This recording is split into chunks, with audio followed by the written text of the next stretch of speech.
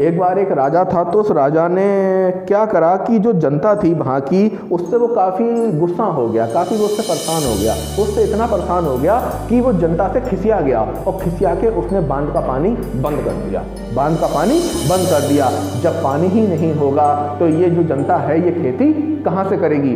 तब इसको अकल आएगी, तब इसको बात समझ में आएगी।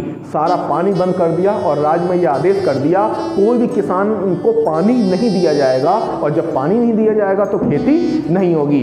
लेकिन उसमें एक किसान ऐसा भी था कि जिसने राजा की बात को नहीं सुना, जिसने राजा की बात को नहीं सुना और उसने अपना काम शुरू कर दिया। तो कई लोग उसके पास आते और उससे क्या कहते कि अरे तू पागल हो गया, राजा ने घोषणा कर दी है, राजा ने घोषणा कर दी है कि पानी नहीं मिलेगा, तू जितनी मेहनत कर रहा है ये सारी मेहनत बेकार जाएगी।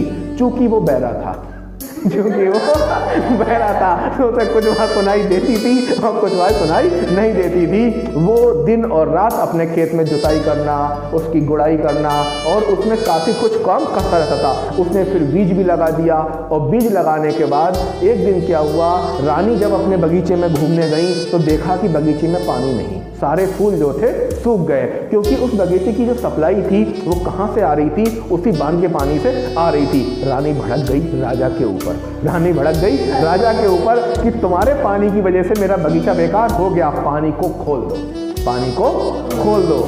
क्योंकि देखो, कुलपति पूरे विश्वविद्यालय का हो या वो कहीं का कुलपति हो, लेकिन घर में जो कुलपति होती है वो धर्मपत्नी होती है, उसके सामने कुछ नहीं चलती। तो राजा मजबूर पड़ गया, क्या करता, उसे पानी खोलना पड़ गया, क्योंकि रानी ने उसको आदेश दिया कि आप पानी खोलें, मेरे बगीचों को पानी ज़रूरत है। तो जब राजा ने पानी खुलवाया तो पानी बगीचे में तो गया, साथ में खेतों में भी गया।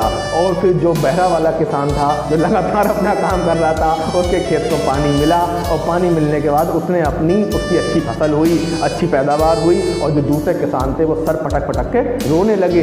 कुछ ऐसी ही स्थिति इस समय आप लोगों के सामने है। वो जो फसल वाली बात है, जो बहरा वाली बात है, और जो बांध का पानी, वो बांध का पानी है नोटिफिकेशन, वो बांध का पानी है नोटिफिकेशन। फिर मैं कह रहा हूँ, दो तरीके के स्टूडेंट हैं जो इंतजार कर रहे हैं नोटिफिकेशन का, नोटिफिकेशन का।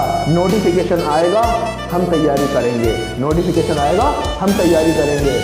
तो और कुछ लोग ऐसे हैं जिन्हें नोटिफिकेशन से कोई मतलब नहीं, वो अपने सिलेबस को कंप्लीट कर रहे हैं, वो अपने सिलेबस को पूरा कर रहे हैं। अगर आप मुझे ये बात बताओ कि ये दो तरीके के लोग हैं, एक तो वो जो नोटिफिकेशन का इंतजार कर रहा है, एक वो जो अपना हार्ड वर्क कर रहा है। इन दोनों में क्या अंतर है? मतलब क्या इनमें कौन कैसे फायदे में रहेगा?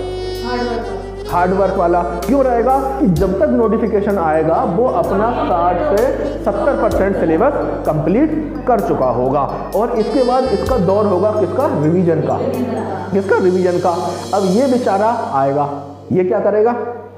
जब नोटिफिकेशन आएगा तब नोट्स बनाना शुरू करेगा। तो वो ही होगा कि फाइनली जो सिलेक्शन होगा वो इसका होगा, क्योंकि जैसे मैंने बताया जो किसान बहरा था उसको पता ही नहीं था कि क्या हो रहा है, लेकिन जैसे ही पानी आया उसकी खेती अपनी आई, और जब पानी के इंतजार में ये लोग बर्बाद हो गए। तो